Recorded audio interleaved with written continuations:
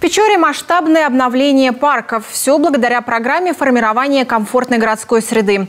Жителям Коми совсем не обязательно выезжать за город. Сейчас в каждом муниципалитете Коми есть общественные пространства, где можно отдохнуть душой и телом. Облагороженные парки Печоры проинспектировала Алена Туркина. Трудно поверить, но еще год назад местные жители называли это место небезопасным. Парк геологов тогда и парком назвать было сложно. По сути, неухоженная лесная зона, которая со времен СССР не знала изменений. Благоустройство стартовало благодаря участию печорцев в государственной программе формирования комфортной городской среды. И вот силами активных жителей городской парк в центре Печоры украсили новые пешеходные дорожки из печатного бетона. По всему периметру устанавливается освещение, в планах детская и спортивная площадки.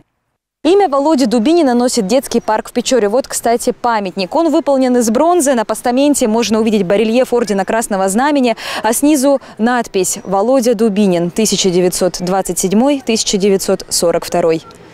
Бюст пионера-героя украшает парк с начала 60-х. Правда, конкретно этот вариант памятника уже третий. Он появился в 2019-м. Тогда провели полную реконструкцию знаковой зоны центральной части парка. Годом ранее, тоже благодаря федеральному проекту «Неравнодушным гражданам», в новую жизнь вошло само общественное пространство. Сегодня парк в железнодорожной части города стал местом притяжения и взрослых, и детей. Качели, детские площадки. А совсем недавно силами благотворителей здесь появилась еще и аллея детям-героям Великой Отечественной войны. На стеллах истории о подвигах, которые мы знаем со школьной скамьи.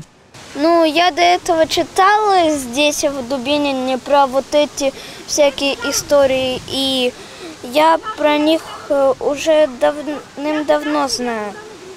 Мне нравится их читать. Всего с 2018 года на капитальный ремонт и благоустройство парков в рамках государственной программы формирования комфортной городской среды было привлечено более 60 миллионов. Алена Туркина, Павел Люлянмин, телеканал Юрган, Печора.